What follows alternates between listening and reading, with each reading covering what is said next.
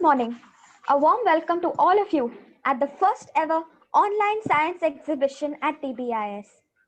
This year has taught us how human ingenuity and creativity can help overcome the toughest of challenges.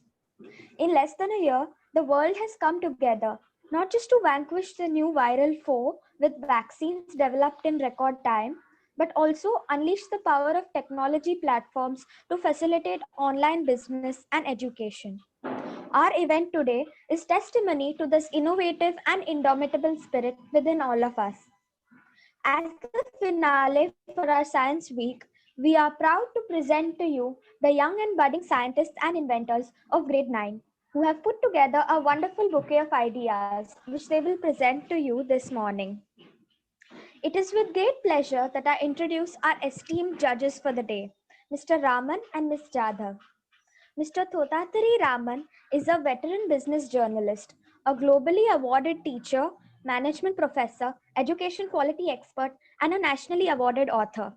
He is the chairman of the SEAA Trust, New Delhi, and a former executive editor of Business India. Ms. Leena Jadhav has 12 years of teaching experience and is currently teaching biology at Mithibai College. She guides students for UG NEET for aspiring medical students. She has attended and presented several research papers at national conferences and bagged second position in a paper presentation at the All India Botanical Conference and International Symposium. Mr. Raman and Ms. Jadhav, it is an honor to have you here today. Thank you very much. The theme for the day. Thank you. The theme for the day is environmental technology and innovation, a topic that is highly pertinent for the future of our planet. Our young DBIS minds have poured in all their creativity into this and will share with you the cutting edge ideas and developments in this field. After each presentation, we will have a short question and answer round with the judges and team members. Audience members, please feel free to ask questions in the Q&A section below. So, fasten your seatbelts for an exhilarating adventure into this wonderful new frontier.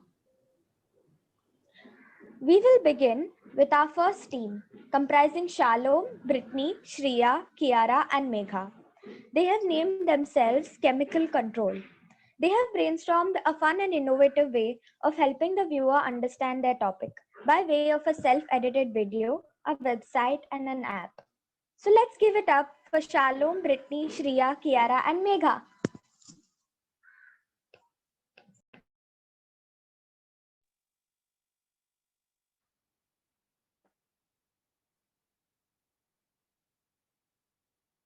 A very good morning to everyone present here.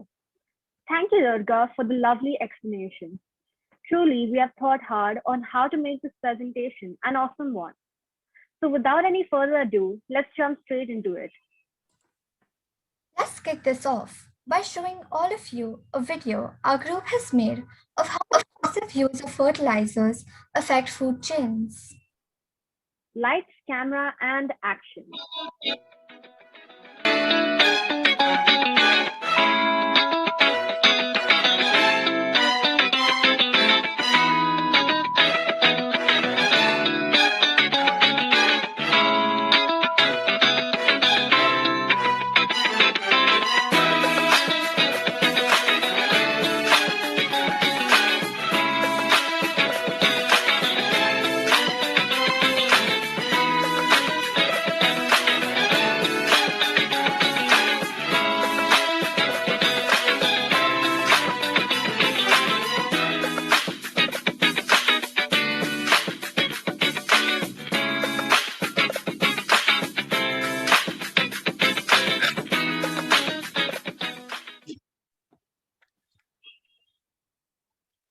Well, Shreya, have you ever heard about the marine biologist and writer Rachel Carson?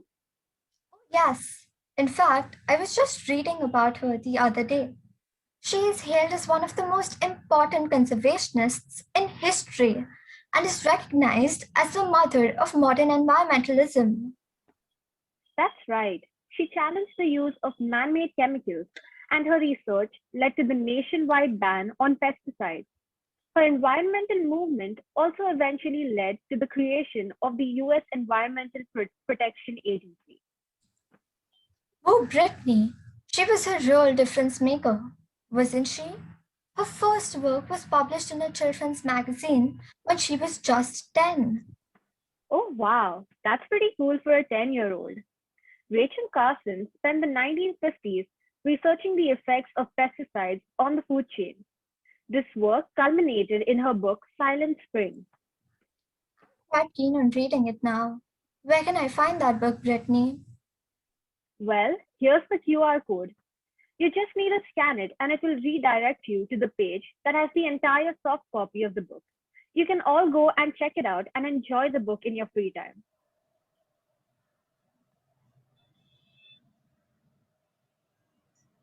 Wow, that was some really informative news about Rachel Carson. Now, we would like to inform all of you about human effects on biodiversity. For this, we have created an app with a user-friendly interface. Our app is called Chemical Control. So here's our app. We have also added an AI bot called Snappy to help you with whatever technical issues you have regarding the app. Now, for everyone's convenience, we have also converted our app into a website. We'll be continuing our presentation on the website for better visual representation.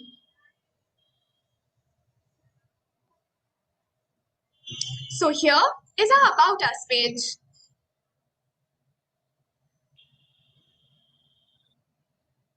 Now, our first topic is air quality depletion, which Kiara will explain. Good morning, everyone.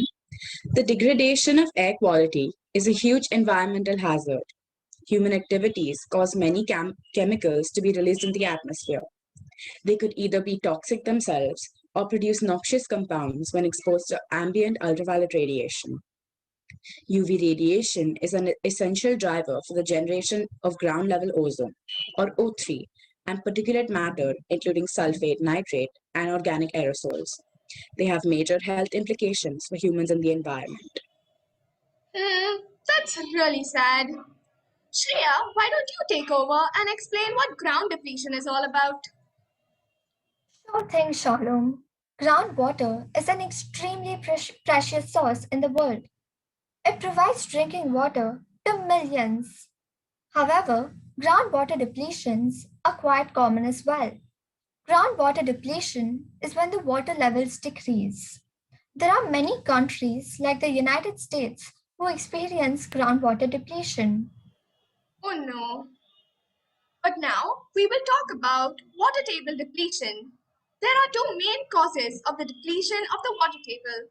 One is deforestation, which Kiara will explain, and two, overpumping of groundwater, which Brittany will take us through. Deforestation means to clear the forest land by cutting trees and shrubs and converting it into a commercial or residential land. It has an adverse effect on the water table. Forests transport large quantities of water into the atmosphere via plant transpiration. As the deforestation occurs, there is no rain in that area, flowing away as the river water and causing permanent drying. Coming to overpumping of groundwater. Overpumping groundwater results in a reduction of the amount of water found naturally on the ground, affecting millions who rely on it. Now we have Megha who will talk about soil depletion. Good morning, everyone. Soil depletion occurs when the components which contribute to fertility are removed and not replaced, and the conditions which support soil fertility are not maintained. This leads to poor crop yields. In agriculture, depletion can be due to excessively intense cultivation and inadequate soil management. Soil fertility refers to the ability of soil to sustain agricultural plant growth. Example, to provide plant habitat and result in sustained and consistent yield of high quality. Now we have a self-edited video from Few School for all of you to have a better understanding. This video is just a summary of whatever we have just explained. So sit back and enjoy.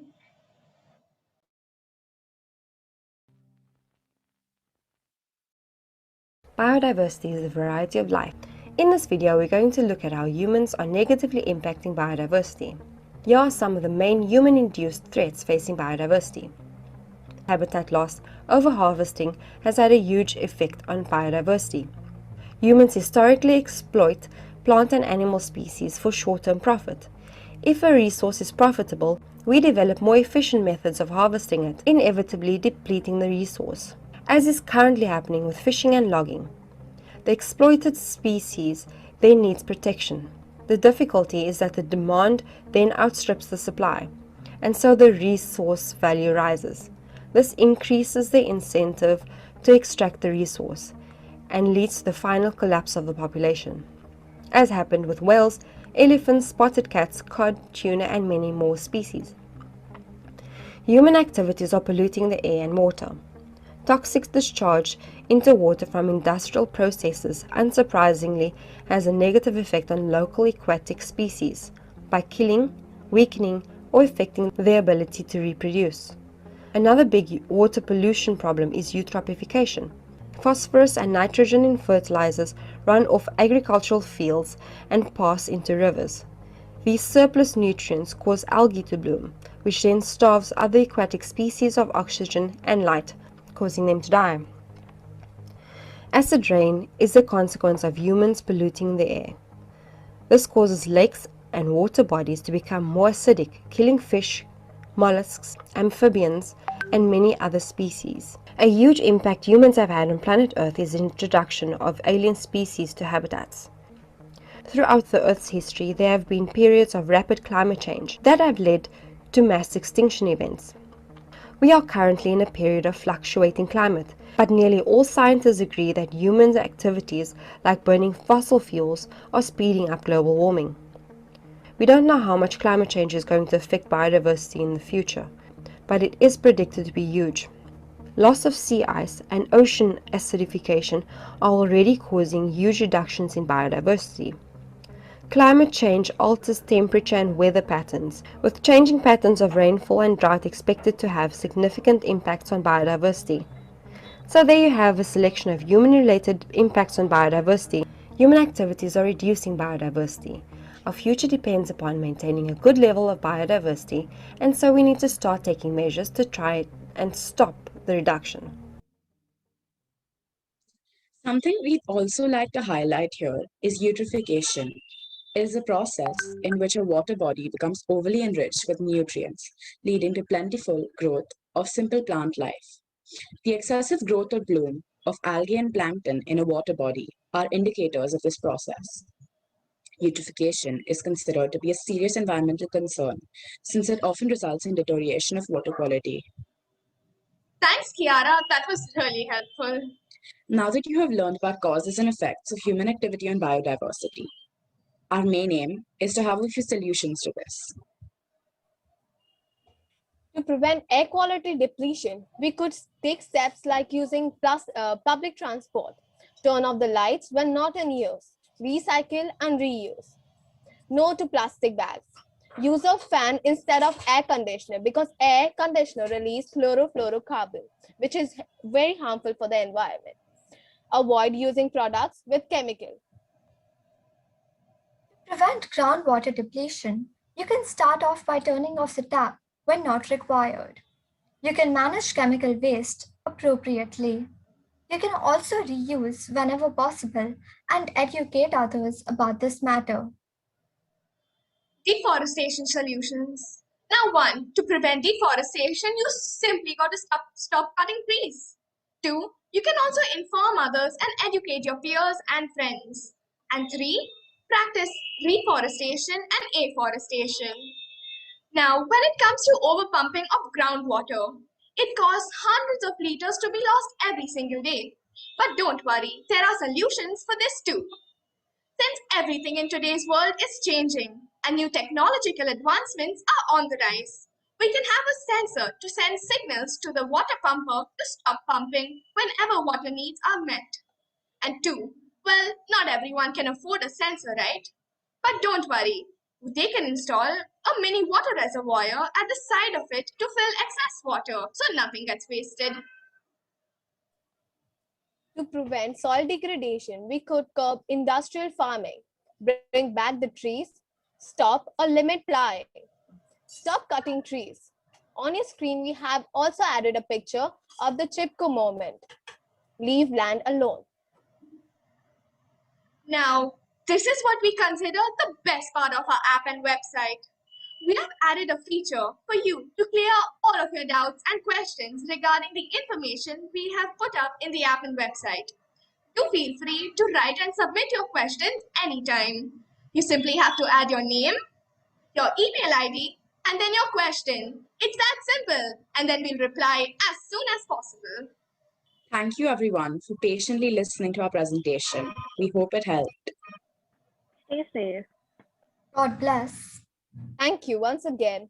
And keep smiling. Thank you, Megha, Kiara, Brittany, Shriya, and Shalom. Judges, do you have any questions for this team? Please share your thoughts and feedback. First of all, my feedback is that it's an excellent presentation, I must say, that you kids have really done a very good job. And the best part is that you are able to communicate without any trouble. The flow was really good. I really appreciated that. Just one quick comment is that since you've done really a practical kind of stuff, you could have easily avoided the first narrative. You wasted about 2 minutes of time of a secondary data. See, whatever happens is that whenever you people do original work, the original work should be highlighted. Okay. For example, you could have spent a little bit more time explaining about the app that you created, which is pretty original. And it is very pretty looking, by the way. I really appreciated that. Okay. All the best to you guys. That's all the comment I have. Yeah. Thank you. You're welcome. Yeah, even I liked the website and the app which you all have made. Even the video was self-explanatory. That was nice. And as Sir said, the flow was good, and the part on which you have worked on, which was original, should have been given more time as compared to the initial part, which was kind of not required in the topic which you all have selected. But otherwise, the biomagnification, the bioaccumulation portion which you all explained, the food chain using the pictorial presentation, that was appreciated. It was nice. It had an impact on the audience. Thank you. Thank you. Just an announcement. Thank you. Just an announcement. Judges, please note, this was chemical control group 8, number 8. I think they're not present in the sheet. So can you please add them? We have added them if you can access it. Thank you so much. Please add them as number 8. No problem. Thank you. It's Thank okay. you. Well.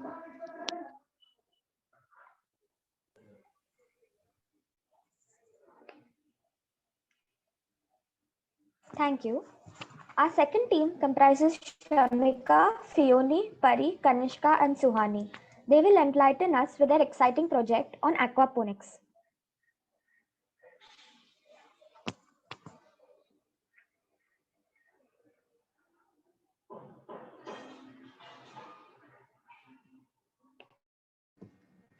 A very good morning to everyone present here.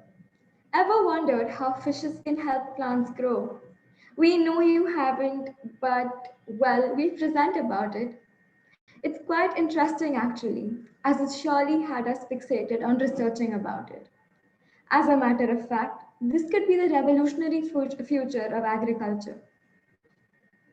Before we start with the presentation, here is some general information about aquaculture and some fun facts too.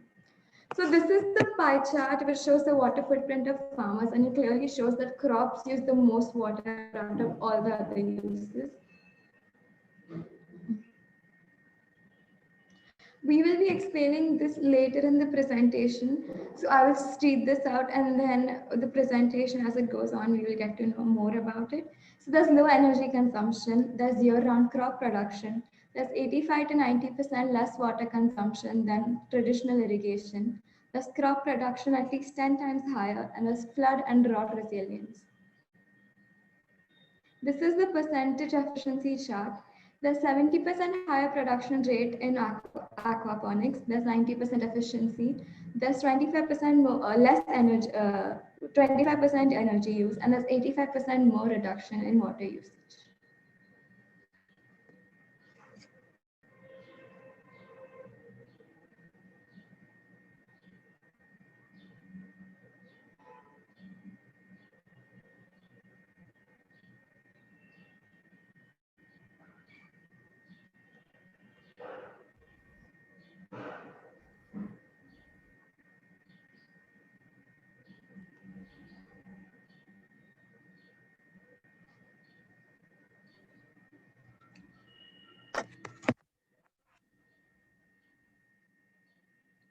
Okay, so basically this is the working model we made, and the water is pumped through the DC pump to the above crop bed from the fish tank.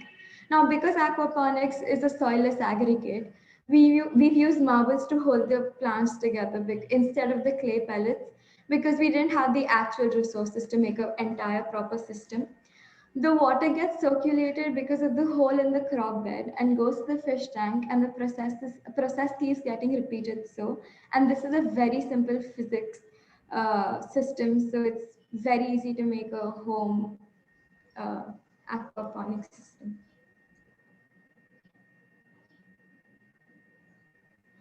What is aquaponics? Aquaponics is the rising of fish and plants in the ecosystem. The fish waste provides nutrition for the plants. Bacteria and plants help to clean the water for the fish, and this was invented by Dr. McMurtry.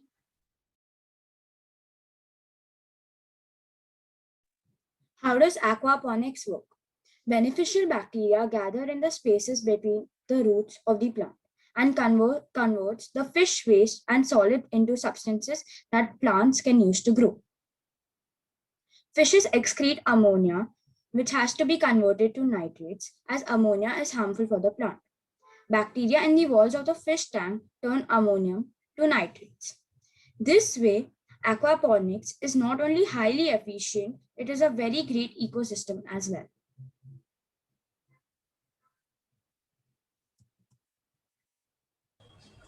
How does the water get filtered? So basically, clay pellets acts as a filtration system. So the water is pumped from the fish area to grounding beds, and the water is directly filtered by the medium. There is also another way, which is the bacteria consumes the fish waste, which keeps the water clean. And the bacteria provides the plant with usable form of nutrients, and while removing the nutrients through the plant growth, the plant helps to the plant helps the water to be clean. So, these are the four most important ways in which aquaponics helps the farmer. The first is, since the process does not require any soil, there is less water usage, which also means that there is no weeding required. Since there are two sections, one is above for the plants and the second is below for the fish, it provides two sources of income too. The temperatures can be altered, so it has all year round garden.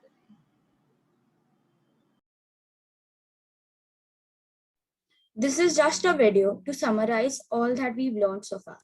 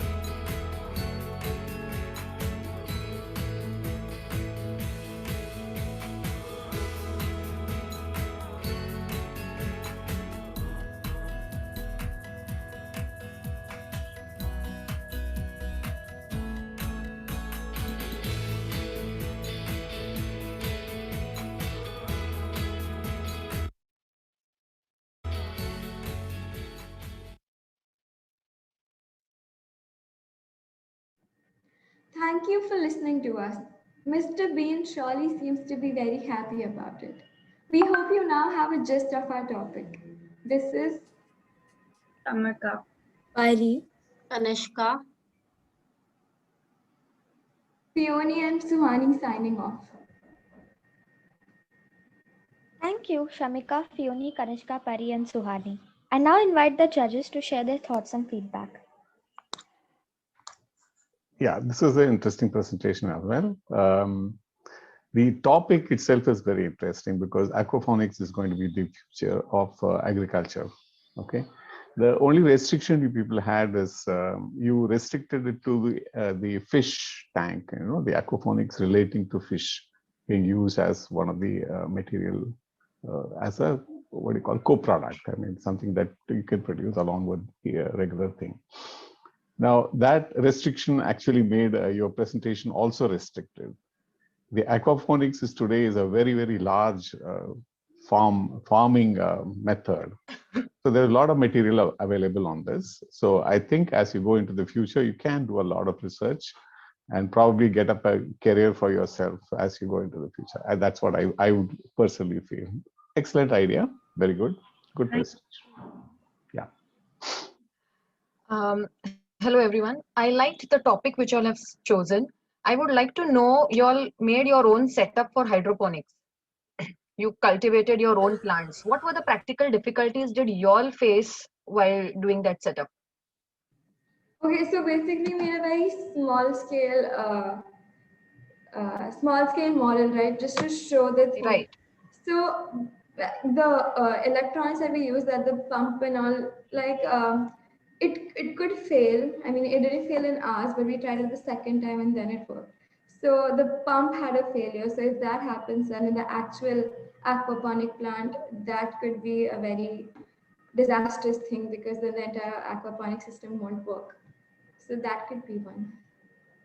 Yeah.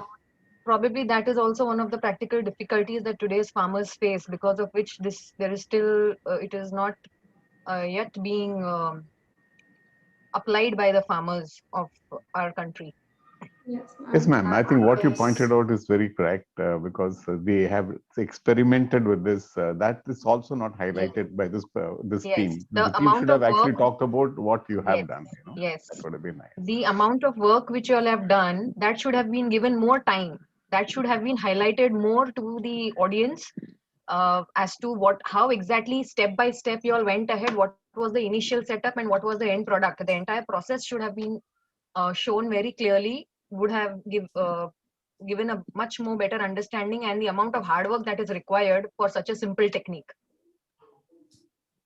But overall, good efforts put up by all of you. Thank you so much. Thank you. Thank you, sir. Thank you. Thank you. Now we move on to the next team, which comprises Kea, Ruhi, Akriti, Hiya, and Hiranyada, who have made a video and an introductory website on the dangers of extinction and how it can be prevented by using AI. So get ready to be blown away by this interesting new idea. Thank you, Durga, for the warm welcome. Good morning, everyone. My group and I have made an introductory video on the dangers of extinction and how it can be prevented using technology. We have come up with a way to avoid the extinction of animals using an AI technology pattern that can detect extinction using various factors. So let's see the video as we get to know more about the same.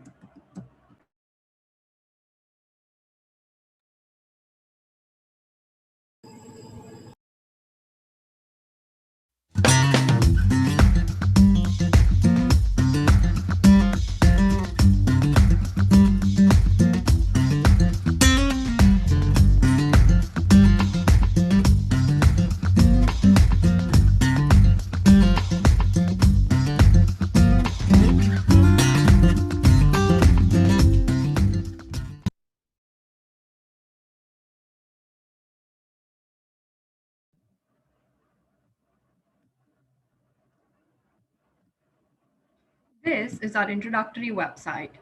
Our aim and vision is to spread awareness on the dangers of extinction of animals and to restore balance in the ecosystem, which is directly affected by the loss of any species. Extinction is defined as termination of a kind of organism or a group of kinds, usually species. Extinction results in an imbalance in the food chain and the habitats of animals. So, our group came up with a solution using an AI based algorithm, machine learning. Machine learning is when we allow computers to make predictions by feeding the computer's data. The accuracy improves as more data is given to the computer. We will be considering previous extinctions for data to help predict future extinctions.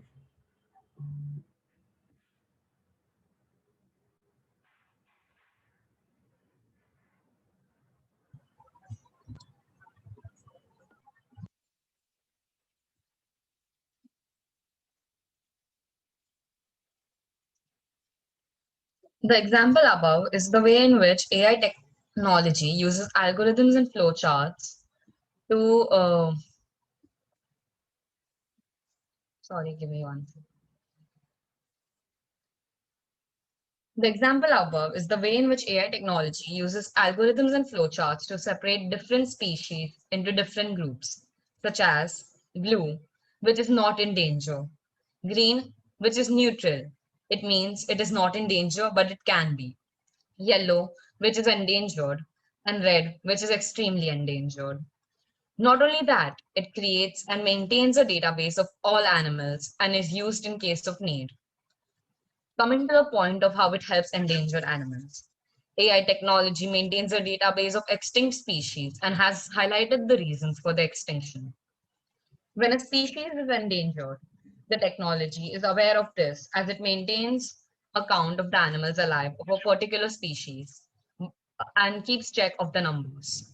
It alerts people who are making use of the technology by sending a yellow or red signal out. Alongside that, it uses data from the past, analyzes current data, and tries to find the major cause with the rest of the causes for the animal's endangerment.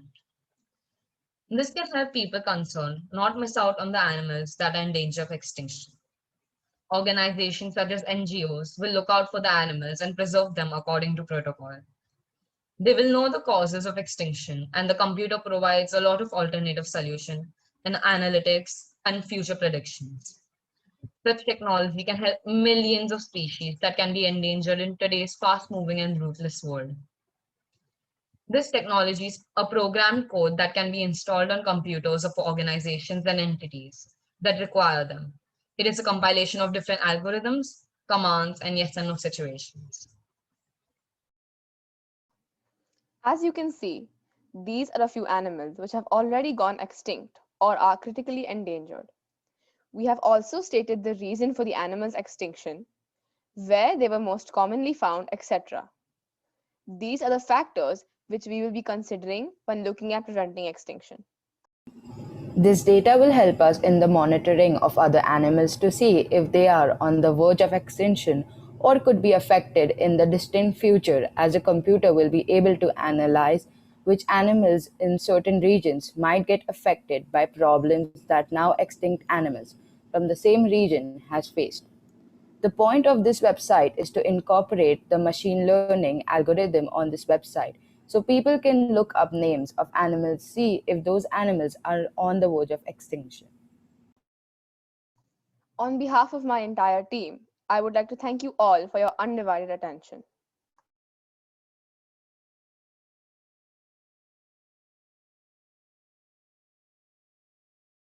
Thank you. Judges, do you have any thoughts or feedback? Yes, it's an interesting presentation. The choice of subject that you made is very, very important one at this point of time, except that it's very large.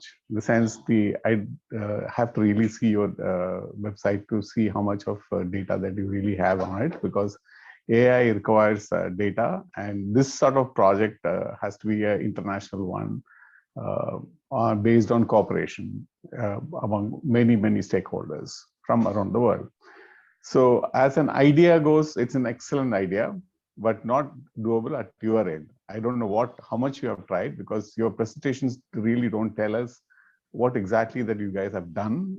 You talked about the what do you call it, algorithm, but how much is this website is using that, and As a layman, how will I be able to really understand, which animal is going extinct and what can I do for it? Because the other aspect is that what can any user do to stop this extinction? Because we all know that the extinction is taking place among animals and birds. So how much can I help? This is the question. So in the case of, say, for example, finding life in the space, NASA has, for example, has been, involving everyone in it. Search for artificial intelligence. It's called, search for extraterrestrial intelligence. It's called SETI. SETI project has been going on for the last 30 years. So something similar should have been done in this case also. So it's a very good beginning. I really appreciate your idea.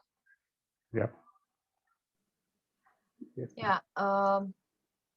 The same goes with even plant senses. The way animal senses is done, even for plants, as Sir said, it's a very large project. At your end, choosing this project itself is gutsy, according to me, as for a project presentation at your age. Decent job, good job done by y'all. Only thing, if y'all could have made your own, say, choosing just 5 or 10 species, if y'all would have just shown us how that flowchart actually works. Y'all took y'all took the names of different colors as to which color will indicate what. If y'all could have made one small presentation on that, at how it actually works, could have given a greater insight to us on this particular topic.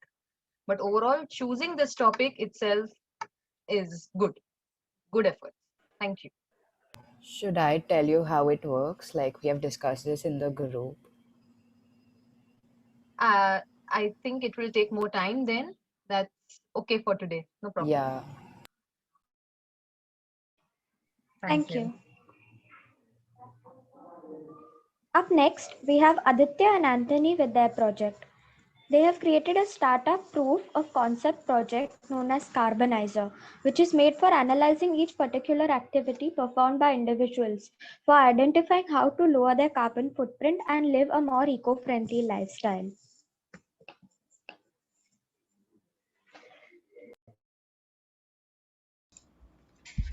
Carbonizer. Save the environment one step at a time.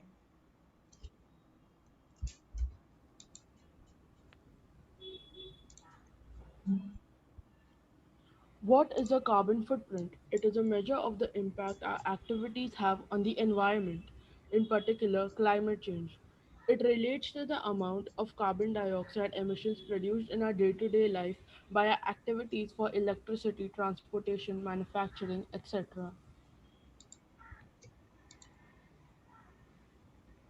So, Carbonizer. What is Carbonizer? It is a demonstration app, which means there's further development going to be taken place on this app and it will be able to perform more tasks.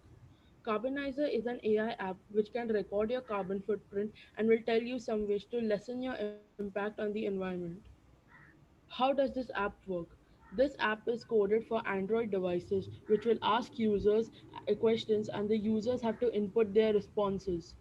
This app only caters to responses in English, but the vocabulary used in this app is very basic, so many people will be able to understand the questions easily. Trivia. Which vehicle do you think will be most eco-friendly?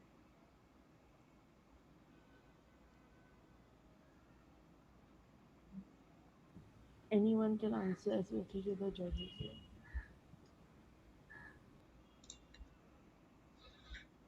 So someone has said Tesla. That is the correct answer. Now, which bag do you think will be most eco-friendly?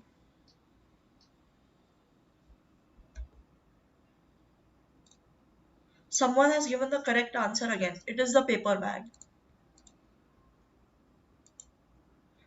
The questions asked in this trivia were quite basic. However, in our daily lives, we never think of such questions when we perform tasks. Our minds tend to ignore the fact that our actions affect the environment. If we just think of such simple questions before we perform activities, we can be more sustainable and live more eco friendly lifestyles. Goals. As you know, Carbonizer is currently being developed further. The environment suffers because of our unhealthy habits. Carbonizer will try to make individuals make small changes which will make a huge impact for the world. We are now going to demonstrate the app.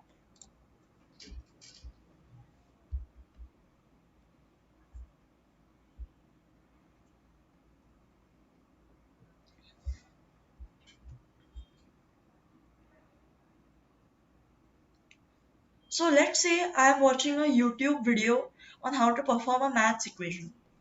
So I will have to think before and try to analyze what will be the best scenario for the environment in this situation. So the app will ask me, are you using any form of electricity for your activity? I will respond, yes, because my computer uses electricity for helping me load the video. Yes. The app will give you advice in return. We recommend limited use of your particular activity and request you to not perform your task beyond your needs. So now, let's say for example, I am driving a car.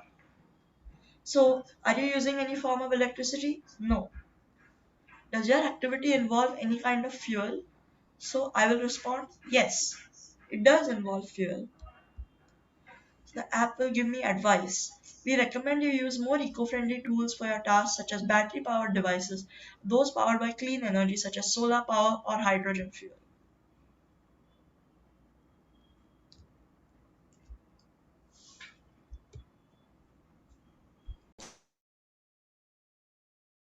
We thank you for reading our presentation and listening to us. We sincerely thank you for reading our presentation. We hope sometime in the future you use our app for helping save the environment. So here is a Thank snapshot you. of the AI's mind. So we have taken a picture of the code and put it here.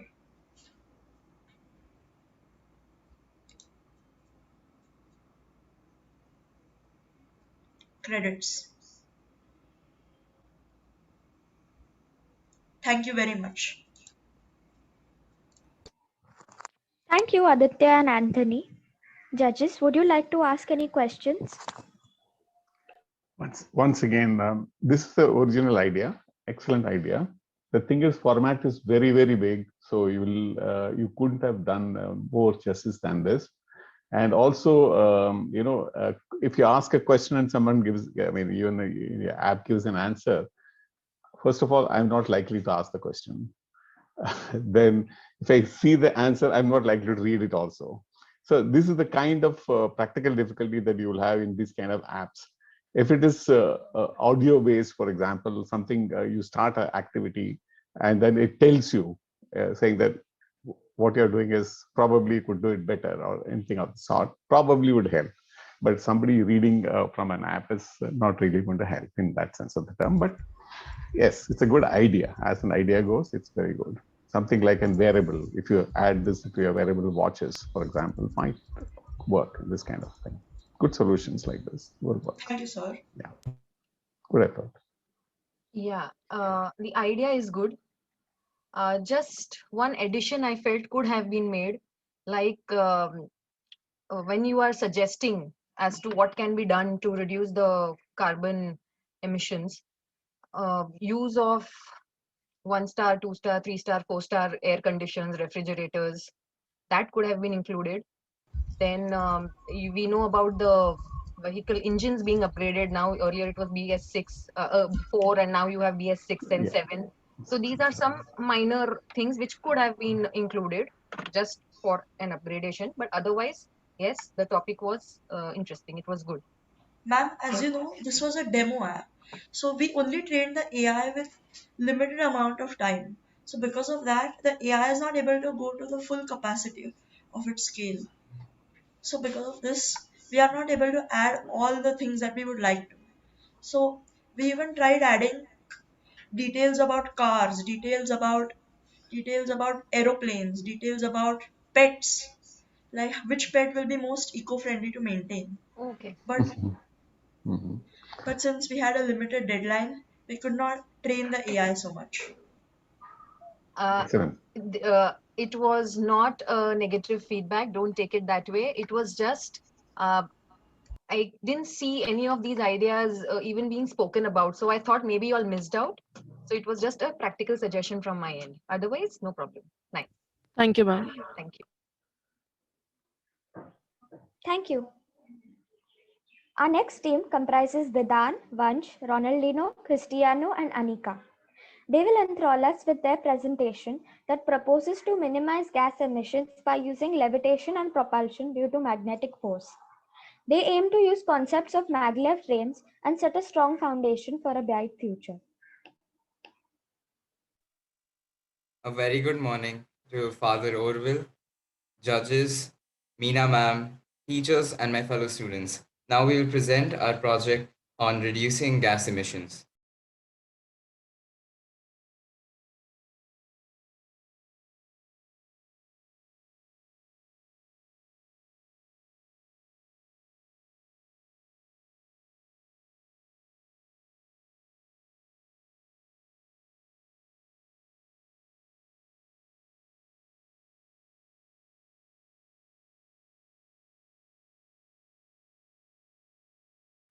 Idan, are you able to share your screen? Yes, ma'am. Okay.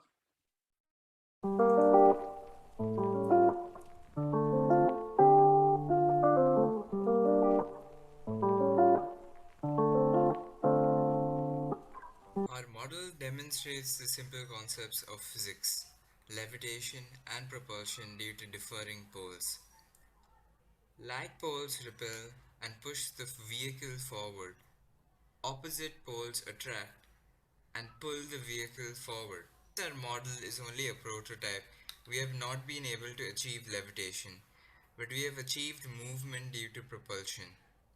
We have scaled the power of the magnet a bit down, hence causing slow speeds in our model, but it is only to demonstrate the overall working of propulsion.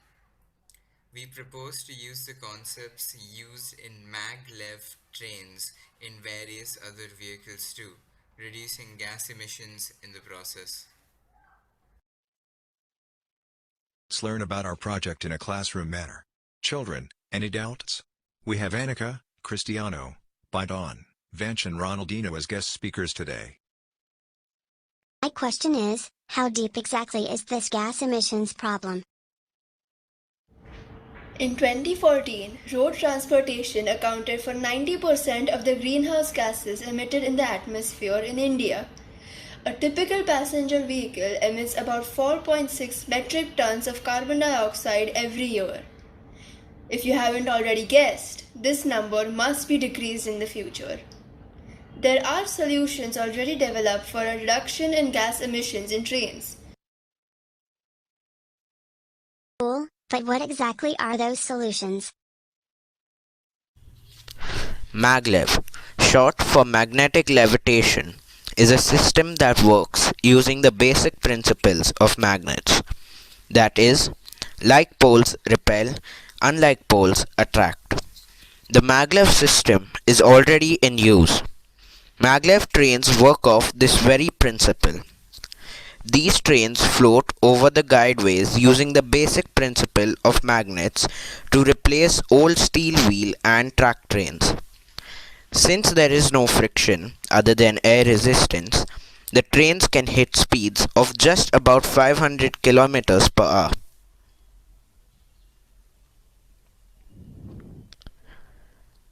There will also be no need to recharge the cars, considering they will be fitted with magnetic plates beforehand and the guideways will use the energy. There will also be scope for further development, such as the guideways being powered by solar energy. And last but not the least, the cars will significantly reduce pollution as the need for oil and gasoline will not be needed.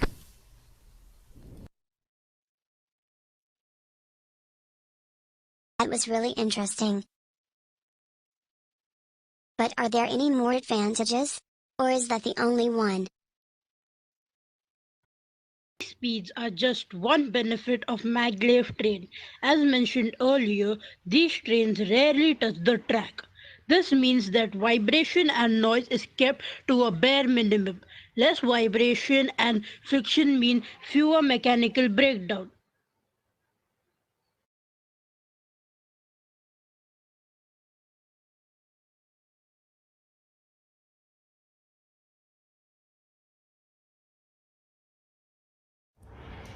The word electromagnetism in physics is used to describe one of the forces of nature. Electromagnetism is also used to describe how a magnetic field is created by the flowing of electrical current. When electricity is allowed to flow through the wire, a magnetic field is generated. Magnetic fields can be increased by coiling the wire. This allows more current to flow through a smaller distance and increases the magnetic field. Electromagnetism is what is going to be fueling the cars that we propose could be seen in the future. It is also the technology being used today to propel maglev trains forward, allowing for minimum gas emissions. That was cool, but how are maglev trains different from normal trains? Maglev trains are vastly different than the regular trains as they have no engine. The electrified coils in the guideway propel the train forward. The fact that opposite poles attract and like poles repel is the fundamental principle used in electromagnetic propulsion. The electric current supplied in the guideway is constantly altering, changing the polarity of the guideway and pushing the train forward. This is the system that is planned on being used in cars. Can you tell me how they will work in cars? Maglev cars have the advantage of higher speeds and lower travel time, as the lack of friction enables less energy loss and maximum speed. Accident rates are likely to reduce as the losing control of the car is less probable due to the distance and speed of the cars being controlled. The magnets will also oppose any movement off the guideway as the further car moves off the guideway. More force will be exerted on the car for it to be pushed in its original state. I have heard, whenever there is matter, there is the antimatter, so what are the disadvantages to this? Although the advantages of maglev cars are immense in number, they prove not to be economically feasible. Since the cars float on a magnetic bed, roads must be magnetized. They are also difficult to build due to current infrastructure. Fossil fuels, on the other hand, are readily available and relatively easy to produce energy from. However, they are non-renewable and will eventually run out.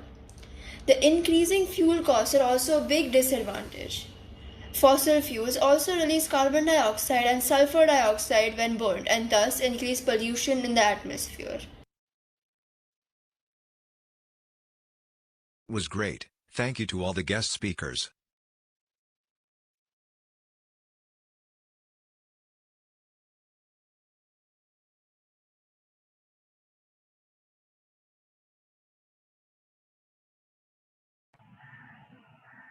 Thank you.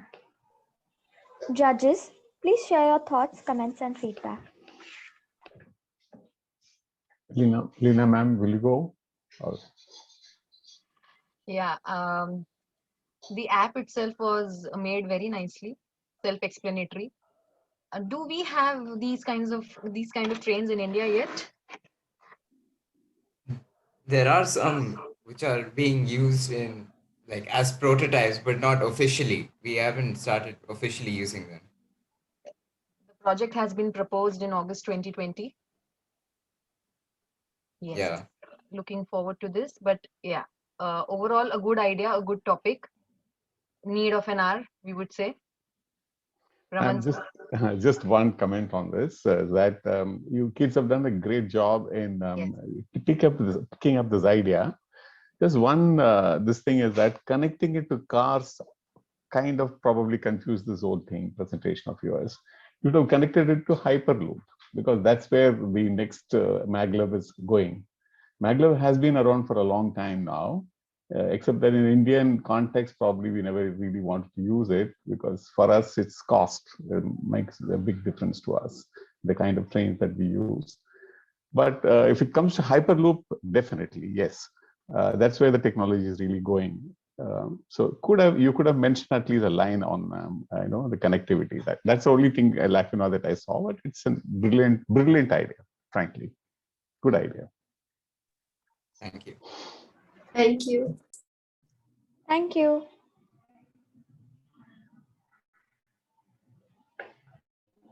All right. Our next team comprises Vishnu, Vivan, Advait, Aaron, and Gareth. Their exciting project throws light on an idea for sustainable energy that collects energy in the day and produces light in the night time. This technology is used a lot abroad but is still very unknown in most parts of our country.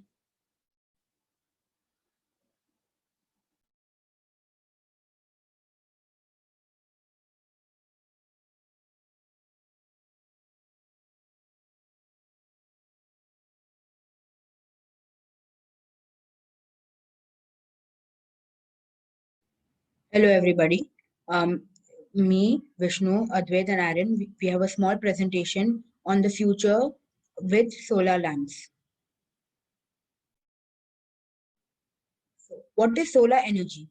Solar energy is basically the transformation of heat energy from the sun to other forms of energy, such as electricity, so that we can use it for our daily necessities, such as heating, cooking, or even charging our gadgets so that we can use it.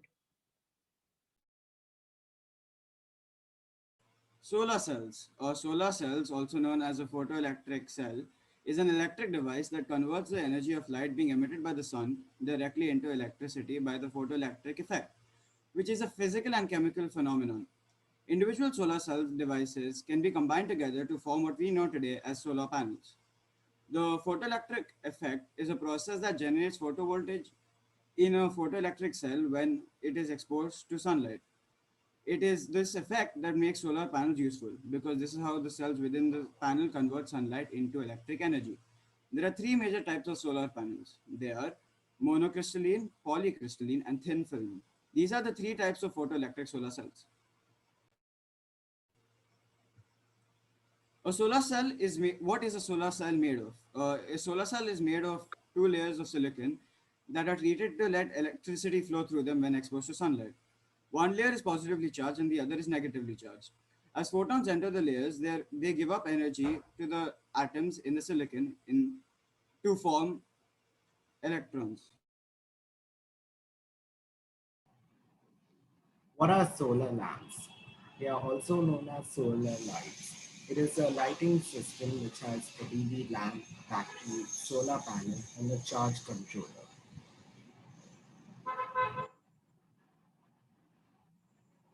The applications of solar lamps are highway roads, airport lighting, playgrounds, and applications are endless.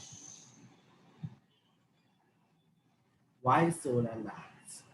Investment in solar energy is not an investment merely to enhance the GDP, but because it is a renewable source of energy, it is to save mankind from climate change and promote sustainable living. What are the advantages and disadvantages of solar lamps or solar power? They do not cause any greenhouse gases emissions and are very safe and clean. These are also renewable, so you can use this every day. It's also really safe as there are no open wires or any such incident that can cause a damage or injure someone.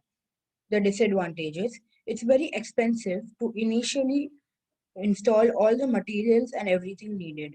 It needs a lot of space for to get a lot of efficiency and a lot of energy. On cloudy days or other when there are weather issues or disasters, it's very difficult for as much energy as needed to get captured or get produced.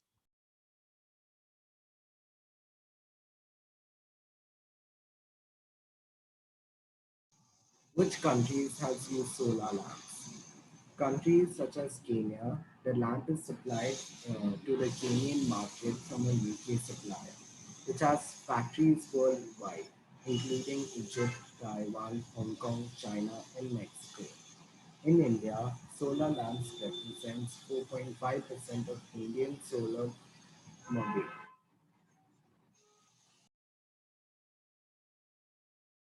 Okay, so the top five solar energy producing countries in the world are China, which produces 204,007 megawatts of electricity through solar energy, USA that produces 75,900 megawatts, Japan that produces 63,000 megawatts, Germany that produces 49,200 megawatts, and India 42,800 megawatts.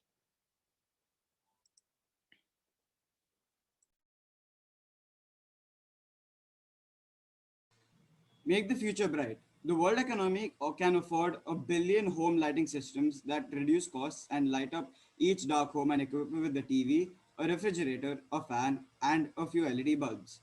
That would then be light everywhere and not a single soul in the dark.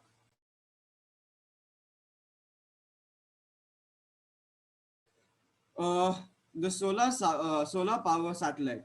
The concept of the solar power satellite is actually quite simple.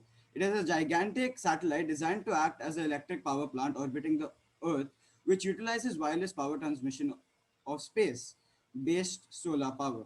A solar energy collector is used to convert the solar energy into direct current electricity.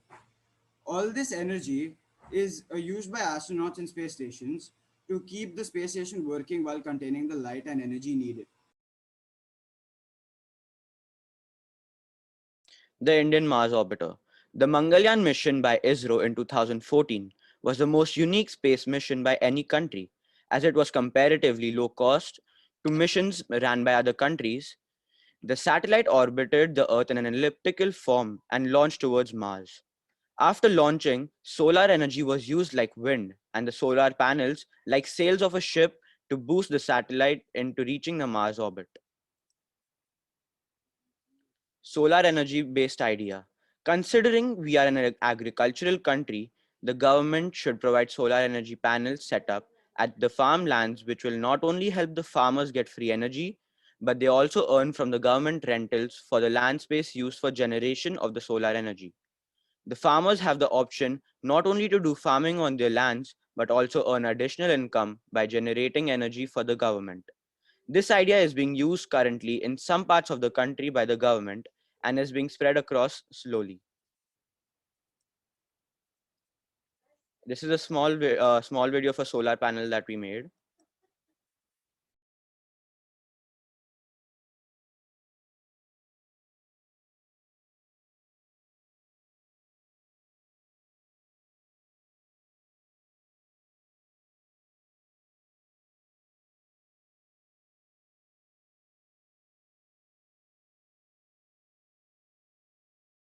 I'll have to share sound I'm extremely sorry for a second.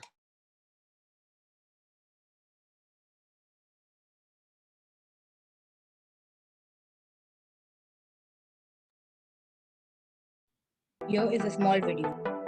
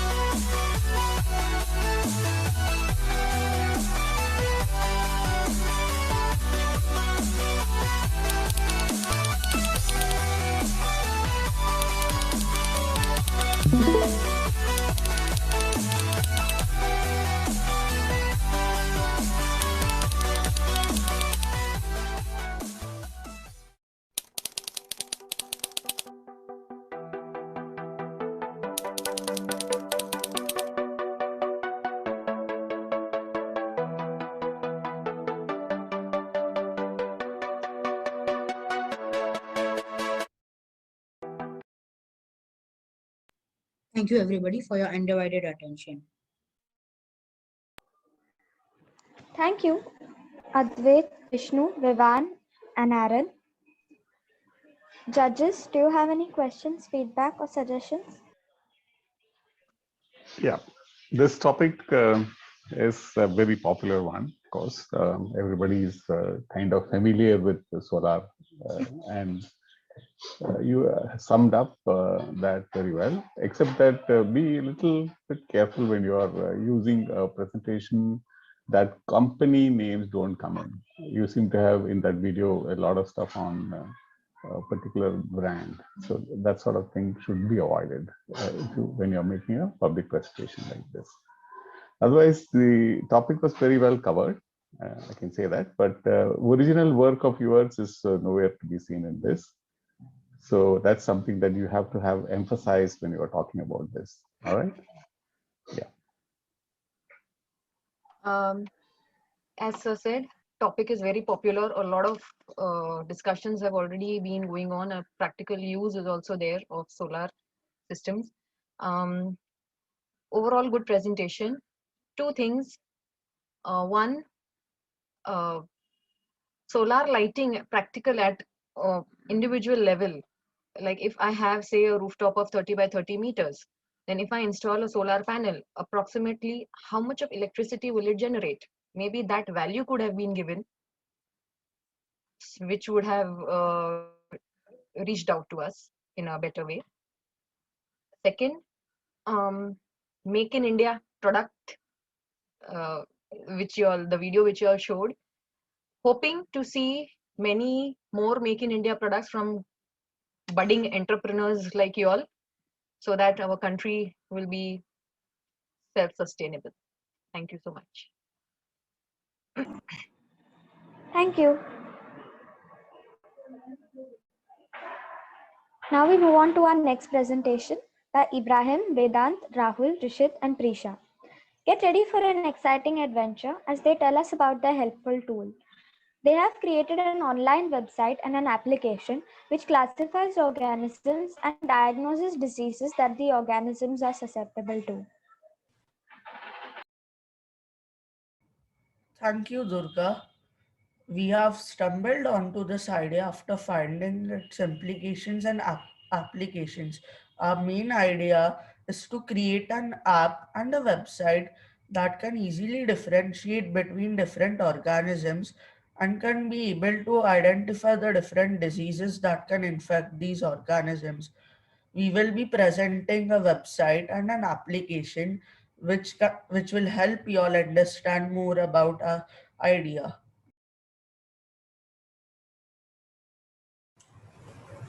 So, hello, this is our taxonomic classification and disease diagnosis website. So, as you can see here, we have four categories: the animal classification, plant classification, disease diagnosis, and an about page. So, let us begin with classifying a few animals. So as you can see right now, we have a list of vertebrates of the five vertebrates. As it's a prototype, we have not added invertebrates as of yet. So let us click on fish once to see what we get. So now here you are redirected to another page, which shows you a visual representation of a fish. And there's a little bit of information provided just beneath that. So you can read it if you want, and you can gain a little more information about fish. So moving on to amphibians, again the same representation, an image, and beneath that we have a little bit of information about it. And similarly for reptiles, birds, and mammals, please click on birds and mammals as well. Yes, birds and mammals.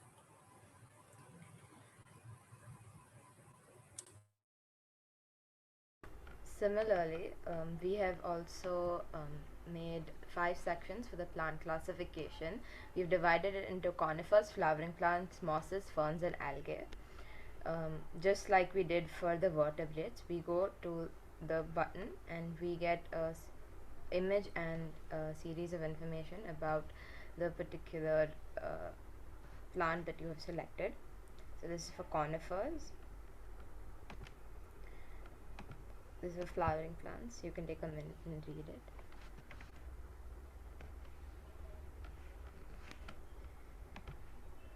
Mosses, and the same follows for ferns and algae. And then we also looked into disease diagnosis, which Ibrahim will tell you more about. Okay. In disease diagnosis, when we click on the disease diagnosis section, we are redirected to another website, and here again we have two sections, one for animal disease diagnosis and another for plant disease diagnosis. So let us go and check out the animal disease diagnosis first. So here, as you can see, we have three uh, options instead of five, because as I mentioned previously, it's still a prototype and we're working on it. So let us first click on fish. um, so as you can see, we have divided. So here there are three different types of diseases that fish are susceptible to, and there are a list of symptoms and what causes it. For example, whether it's a virus, whether it's a bacteria, and what is the name of the virus or the bacteria, etc. Let's go back and check out the other two options as well. Amphibians is next, and here we can see the same. And for reptiles, we have added a few more diseases and the symptoms, and due to what it is caused. Now Prisha will explain about plant disease diagnosis. Similarly to animal disease diagnosis, we looked into two category of plants: flowering plants and algae. And so this is a flowering plant. We looked into four diseases, and we explained why is it caused, the symptoms, and we've also mentioned the cure in some of them. Considering it's a prototype, we have only looked into two of these instead of taking all five.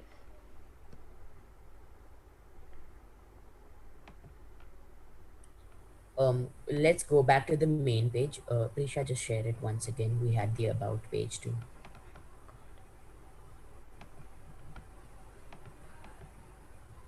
Yes. So we also have an about page which tells us as to why we chose this topic, and we have also provided our email addresses if anyone wishes to contact us regarding this website or the app we have made. Now we will move on to the app, and Vedant and Rishit shall explain to you about the application.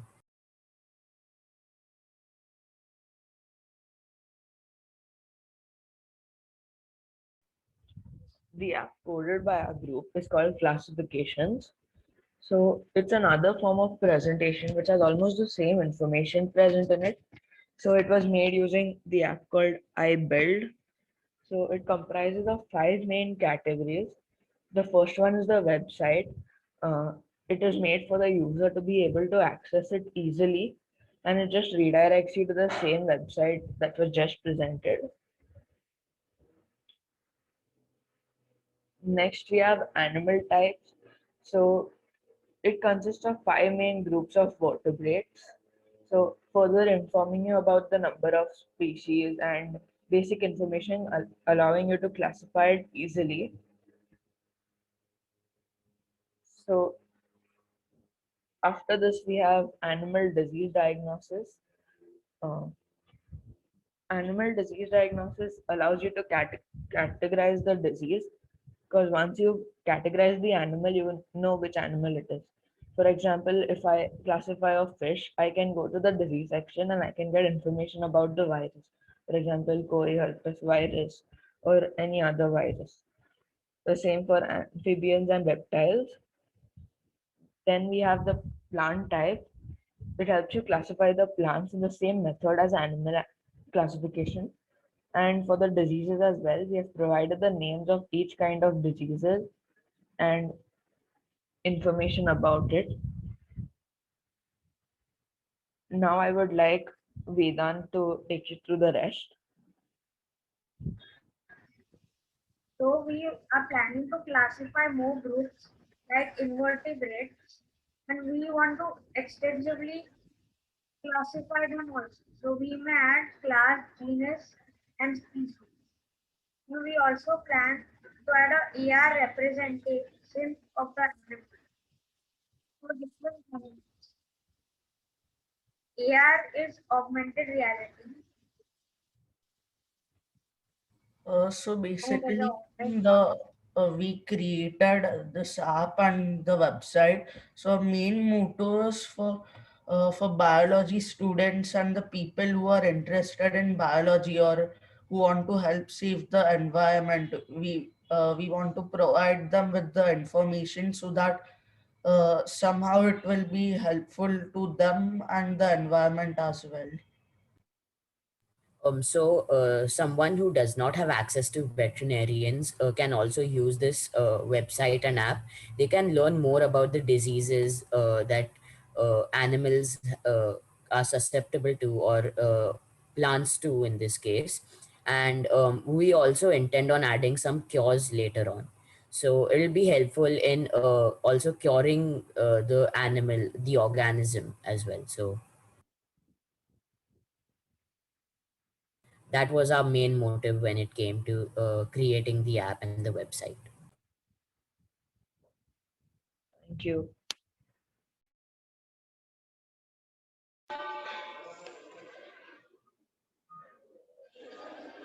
Thank you, Ibrahim, Vedant, Rahul, Rishit, and Prisha.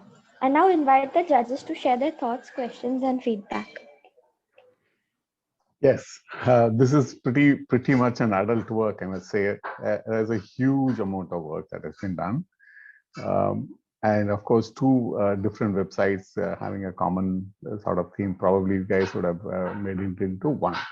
That would have saved you a lot of effort from that point of view. But the format that you have taken is very, very large. So for that, the work which you have done is also very good. But you could have, narrowed it down to a very specific 2 or 3 animal and plant species, and then dealt with the same thing. That would have reduced your effort. That's all I must say. But brilliant work, I must say. And more than anything else, it's very exciting for me to know that youngsters like you all thinking in these lines, which is a great thing for the future. Yeah, all the best to you guys. Hello, everyone. I am a biology teacher. So yes, this topic becomes very interesting to me. Um, Generally, apps, etc., are used at engineering level or more at a technical level. But this being used for my subject, yeah, I'm thrilled to see that. Second thing, I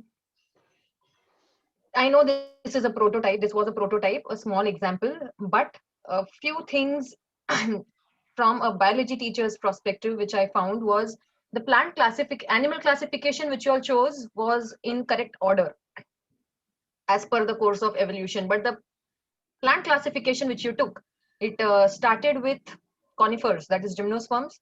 Then it moved on to angiosperms. Then it moved on to the non-flowering plants, and even in that, the sequence was not correct. Though it was a prototype, you could have uh, technically been correct over there. The flow should have been correct. That's my point of view. Second thing, the diseases which you took, algal disease. Generally, we focus on either fungal diseases, bacterial diseases, or viral diseases, but you also took into picture the algal diseases, which is the most ignored part when it comes to diseases, which I liked. Third, the symptoms you put information on symptoms of various plant and animal diseases. It would have created more impact if words would have been minimum and more of pictures would have been used for symptoms like powdery mildew, etc., smut, whatever you all used. Pictures would have probably made it more interesting. But overall, as sir said, good effort, nicely done, original idea. Thank you. Thank you, ma'am. Thank you. The next team comprises Vishal, Arav, Dhandat, and Vikesh. They are going to present a model on a hydraulic brake and vacuum cleaner which works on renewable energy. Good morning, everyone. Gandharv, Vishal, Arav and I, Vikesh, will be presenting a model as well as a homemade vacuum cleaner and a PPT. So let's get started.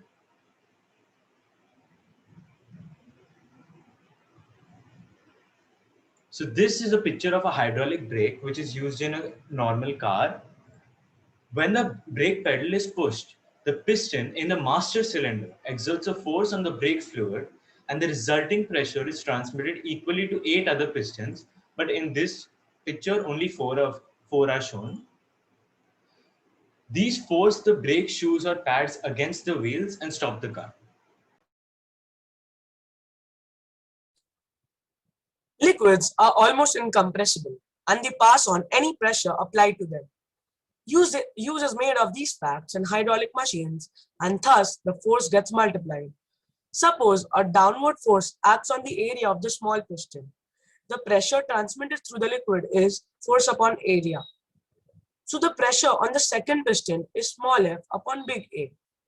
Since the area of the big piston is larger than that of the small piston, the force has to be larger. Thus, it's a force multiplier. Force acting on a larger piston is equal to force of the small piston upon area of the larger piston into area of the small piston. Area of the larger, thus a force of 1 Newton could lift a load of 50 Newtons. The hydraulic system multiplies the force 50 times.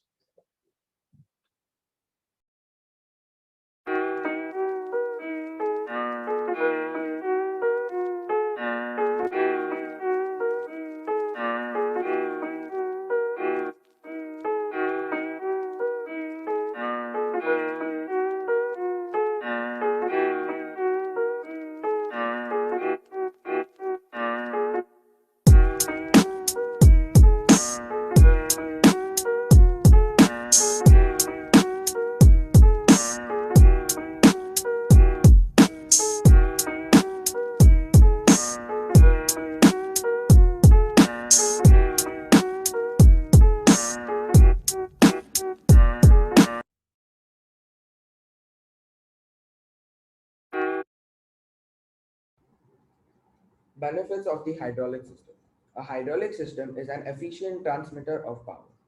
It has controlled accuracy, has a basic fluid system, it easily copes with a huge weight range, it provides a constant force regardless of changes in speed. They are safer and have a low maintenance since it has less components which are cheaper and highly efficient. Hydraulic systems also have some drawbacks. Leakage system is difficult to repair. If hydraulic lines burst, they can cause serious injuries. Taking care when handling hydraulic fluids is important as too much exposure can lead to health issues. Some hydraulic fluids are also corrosive. How does it help the environment? As you are aware that liquids are used in brakes as they act as force multipliers and they are not compressible. The hydraulic brakes today use water as their fluids in brakes because they are non-pollutant. In 1908, qualities of water were discovered, which then brought a change to the hydraulic system of using water. 1920 was when all cars over the world started using water. But what did they use before? Before, they used castor oil and alcohol in the ratio of 1:1. This was a major issue because the engines heated up and fuel was burned and needed a refill regularly. This caused a major increase in pollution levels. Since the fuels leaked and had a high chance of explosion, which caused accident levels to increase. This also saves fuels and brings a huge decrease in accident levels.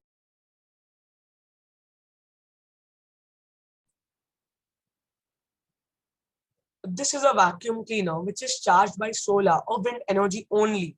So this motivates people to use renewable energy and helps the environment. The vacuum cleaner has three components: A, negative pressure, B, electric motor, and C, filter. Negative pressure. The simplest way to explain how the vacuum cleaner can suck up debris is to think of it like a straw. When you take a sip of a drink through a straw, the action of sucking creates a negative pressure inside the straw. That is a pressure which is lower than that of the surrounding atmosphere. Electric motor. The vacuum cleaner uses an electric motor that spins. a fan, sucking in air and any small particles caught up in it, and pushing it out on the other side into a bag or a can system to create the negative pressure.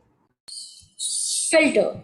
The air, however, would be very harmful to people using the vacuum. Why? Well, on top of the dirt and grime that a vacuum picks up, it also collects very fine particles that are almost invisible to the air. If they are inhaled in enough quantities, they can cause damage to the lungs. Only now is the air safe to be breathed again. Thank you.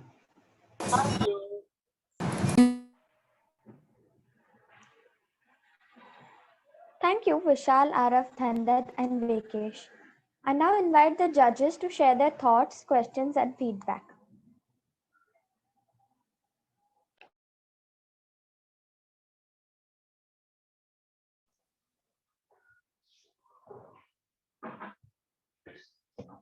Yes, the vacuum cleaner connection is something that I didn't understand, first of all. Um, that's something that's a bit strange when you started this. But then there is not much was said about that either. Okay, but the break, the original idea was really very good.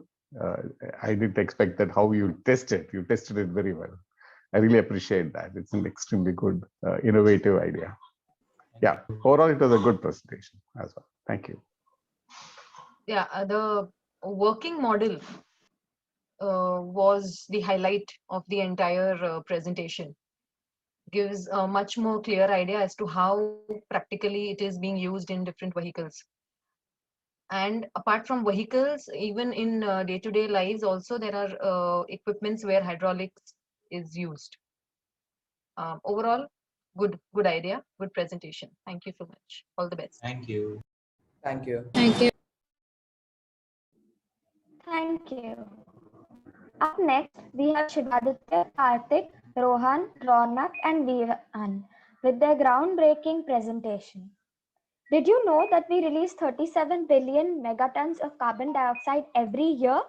Scary, right?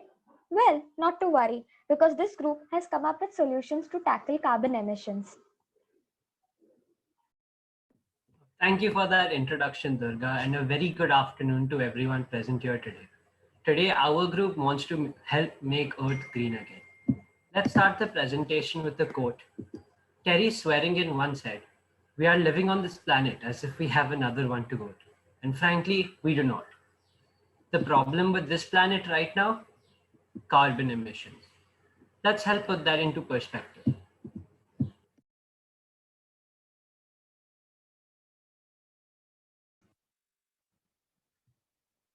Since 1880, 1.9 the global temperature has risen by 1.9 degrees Fahrenheit.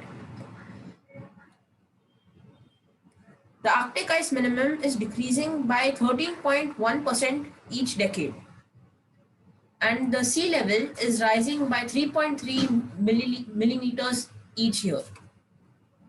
This all seems rather dire, right? But not to worry, because we're here with some solutions. And with great happiness, we present to you our solutions. I use and carbon gal. I'd request Vihan Badali to first talk about I use. I use the website to spread awareness about how everyday items can be environmentally damaging. It is available right now at iuse.netlify.app. These are some screenshots from the website. We'll be showing a live demo later on after we're through with the presentation. Now Shivaditya will talk about our next solution, Carbon Can. Thank you, Karthik. So recently, we all read about the tragedy that took place at the Himalayan foothills. And one of the things that could be attributed to this is rising global temperatures. So now the question that arises from this is, how can each one of us make a small but a positive difference? So now on this note, we present to you Carbon Cal. So Carbon Cal will calculate the carbon emissions that are released by your car just when you enter the fuel type your car uses and select a start and end point for your journey. Now you may be wondering how we calculate the carbon dioxide emission. So it is pretty simple. We used a formula that was devised by IBM and published on their website, which is displayed here, which says distance plus fuel usage into the emission factor. So next, let's talk about the technologies which we use. So first, we use HTML, CSS, and JavaScript to create our websites on their own. These are all programming languages used for web development. Then we use Mapbox, which is a free version of Google Maps to integrate into our website, and GitHub and Netlify for the storing and hosting of our website. So CarbonCal is right now available at carboncal.netlify.app. And you can access both our projects together at greenearth.netlify.app. I urge you all to check it out, but regardless, we're going to show you a live demo as it is right now. So here is the home page. I hope my screen is visible. So over here, you can see two simple links, iUse and CarbonCal. First, let's explore iUse. So you're greeted by a search page with many household items such as clothes, notebooks, bed sheets, and all of these items are there. So do you actually know if these household items are eco-friendly? That's what our website aims to do. For example, let's take bed sheets. Did you know that many bed sheets and blankets contain harmful ingredients? So these ingredients are often associated with diseases like cancer as well. Not only that, our website not only provides facts but also provides some alternatives. So we can use bed sheets made of tencel, which is derived from eucalyptus and is sustainable. You can also use bamboo bed sheets, which are sustainable and soft. These are this is an example of how iUse works. Now Shivaditya will lead us through how CarbonCal works.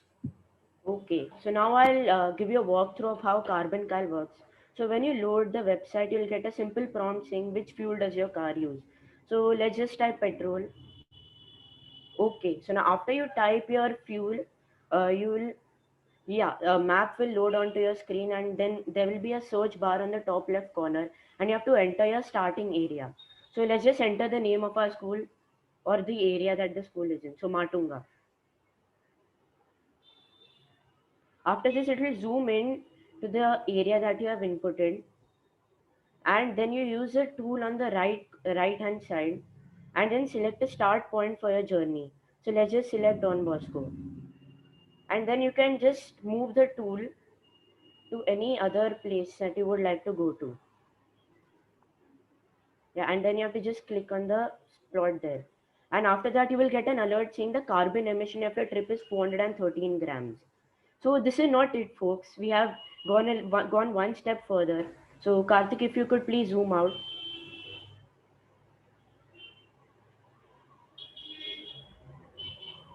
Zoom out. Yeah, a little more. Yes. So now let's say you take a really big journey, say from Kolaba to Vikhroli. One second.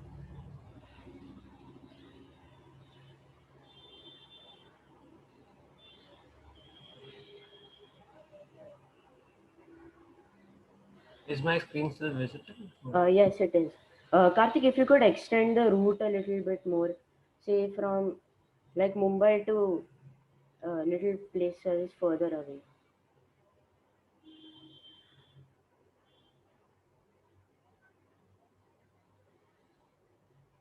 Yeah. So now if the distance is greater than a certain point, you will get your answer in terms of the trees that you have to plant in order to compensate for the carbon emission of your journey. So you may be wondering how we did this calculation. There is research that has been conducted, and we took the average carbon dioxide intake of one tree, one juvenile tree, and it comes down to 5,900 grams per year. So now if the carbon emission of your trip is greater than 5,900 grams, you'll get your answer in the number of trees that your trip would cost the world. So now I'll just put it into perspective for you. Let us say the distance between a student and his school to and fro is 4 kilometers, and he or she travels in a private car, and there are 200 school days in a year. So let's imagine the amount of carbon dioxide we release in a year just by going to school in our everyday activities. And this app will actually raise awareness and help us cut down on that. Thank you for that demo. Everyone, I'd like to remind you that there is no planet B and we should stop polluting the one that we have right now. And Thank you. we'll put the link of the website in chat so that all of you can go through. Thank you. Thank you, Karthik, Shivaditya, Rohan, Ronak, and Vihan. Judges, could you please share your thoughts, questions, and feedback? It's pretty brilliant, I must say. Great effort. And both these websites are quite relevant and very, very good. And probably you also built a case for online teaching. You don't have to come to school, something like that. There's a lot of discussion which is now going on. No, that should be do the class from home and we come to this thing. From looking at your presentation, it's not even worth traveling that far, and so many people traveling and so on. So it's fascinating in a way, right, ma'am? Yeah, I loved it. Specifically, carbon emission. This term is not. It won't be. The layman will not be able to understand the meaning of this term. But nowadays, almost everyone has started using this GPS system. So they are. If the normal public is going to start using this app which you have made, probably that guilt factor will come into picture as to how much harm, because when when the carbon emission is given in terms of figures, it won't be digested by people, it won't be really understood by people. But like when you are writing over there the comment which was there, that you have cut down one tree, that probably is going to make impact on the general public. I'm forget about the environmentalists or the people who know about this topic, but I'm talking about general public, who the mass uh, the number of people who will be using this app. So that self discipline, if it has to get inculcated as to once you're moving out of the room you should turn off the AC or the fan or the light, basic things I'm talking about, that will get inculcated only probably when that guilt factor will come in, and that will come in if this app is actually used by most of the people around. I loved it. Good idea. Thank you for sharing it. Thank you, I also like the ma'am. idea of you guys saying that there is no planet B. I really liked it.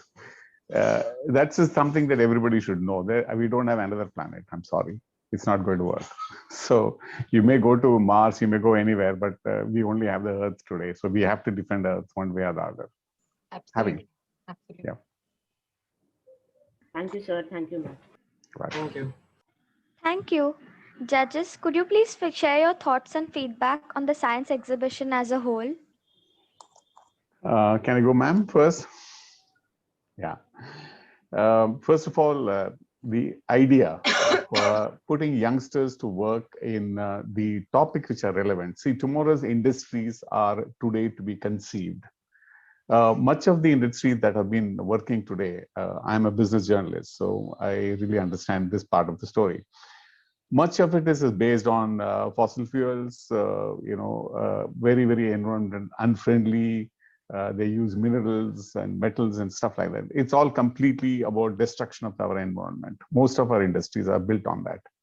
What I call it as old money.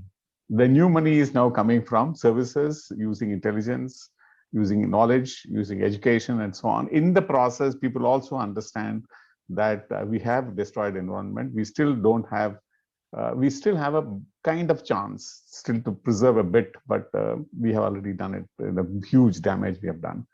So the new industries which are coming up are based on artificial intelligence, based on the futuristic technologies. And I'm really finding that the list of topics that people have chosen here, I'm sure the school has got a lot to do with the choice that the students finally made, are brilliant, because this is what we really need. We need solar writing, we need aquaponics as for agriculture, because agriculture incidentally happens to be one of the biggest polluter as the carbon emission goes. Almost 30% of the carbon emission is coming from agriculture. That's what we are told. And you might know better on this aspect of it.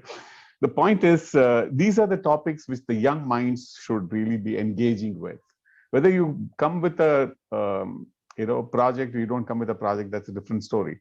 But in the process of coming up with a project, you also learn, which is very important. Exposure is very, very important. I really appreciate this idea of exposing the youngsters to the new and coming up industries, because their jobs are also going to be tomorrow there. See, I'm basically concerned with, for example, where are the new generation going to take up their jobs? And these are the areas that they'll be taking up jobs. So there has to be familiarity with this. This effort is really brilliant. I really appreciate Don Bosco for choosing these subjects and making the students work on it. Yeah, good idea. Thank you, sir. Thank you, sir. Welcome. Sir has already summed it up all. There is nothing much left for me to say. As I said, the budding entrepreneurs of tomorrow, making them do this kind of presentations or the project work, the practical work a few of them have done. In that process, as sir said, the students will get sensitized towards the upcoming threats that we have for our environment. And only by reading the books or only by the teacher teaching these topics, sensitivity cannot be inculcated unless they practically know how it is affecting their environment. And these are, as sir said, the upcoming topics, the need of the hour. In future, these are the only ways in which we will be able to save our environment. And the job done by the school towards making the students work on these topics and students accepting it and doing a commendable job. Thank you so much. There's a word for Durga also. She did an excellent job. I really did. I found it really nice because she's a very good compere, and she never forgot even once not to mention the team, which is pretty good. It's an interesting thing. Thank you, You're sir. welcome, Durga. All the best to you. Thank you so much. Well done, Thank Durga. you. Now I invite our guest, Father Orville, to share his thoughts and words of wisdom. Well, congratulations. I'm most impressed. And I particularly liked our judges, Mr. Raman and Ms. Leena, for giving us very practical and helpful suggestions.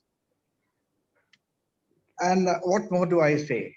I congratulate all of you for the excellent work that you have been doing. And if there were these scientists, I have not met you, but if, say, Charles Darwin and Greta Thunberg and Einstein were here, they would have given you a pat on your back and said, well done, go ahead in life. Congratulations. Thank you. Thank you, Father Orville. Now I invite Miss Anita to share her thoughts. I'll begin by saying you did a fabulous job, Durga, as Mr. Raman said. And I want to say in one word, a big wow. Okay, I was so impressed with what grade 9 has done. It showed a lot of research, a lot of thought gone into each project, and definitely a lot of hard work. And you know, the people who've guided you have done a fabulous job. That is our science faculty, headed by Miss Priya, okay? Because it required guidance. And I'm sure you got it from home too. You know, your parents would have also watched how you look. But most remarkable of all is the team effort. Okay, it's very difficult to come together as a team. You'll have all worked, I'm sure, on a Zoom platform, right? Not gone to each other's homes to work on it. So that was really impressive. So, you know, teamwork makes the dream work. And I must thank Mr. Raman and Miss Leena, because what you all gave was very constructive feedback to the students, you know. So even though they've done such remarkable research and put up very ambitious projects, some of them, but that feedback was what was required, and you all provided that. Thank you. Thank you, ma'am. Thank you. Thank you, ma'am. Now I invite Miss Meena to share her thoughts and feedback and also announce the results. Thank you, Durga. As usual, you are exemplary right from the beginning of this exhibition. Yes, I was there, not through the entire part of the exhibition, because we had the exhibition across grades. And as a principal of the school, I feel really proud that yes, the school students are in the right direction. They're looking at a sustainable world for themselves. Maybe there's a lot which happened in the latter part of the last century, and that is what we all are suffering at the moment to some extent. And we constantly discuss this with our children, and they are on the right track along with the right guidance of the team. So that is our science department.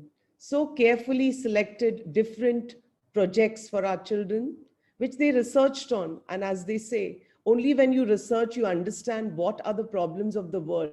And sensitivity to be created as what, I don't know who said it, but yes, there is no planet B. So we need to take care of planet A, which I'm so proud right from grade 1. You won't believe I'm speaking about grade 1 students at grade 9 exhibition, because I was so impressed. They had actually used the scientific method and described what skills they learned because of the experimentation that they had done. They looked at all the factors involved in a scientific method, which made me super proud of all the children. I won't say so much about grade 9 also, but yes, whichever projects I saw, they were brilliant.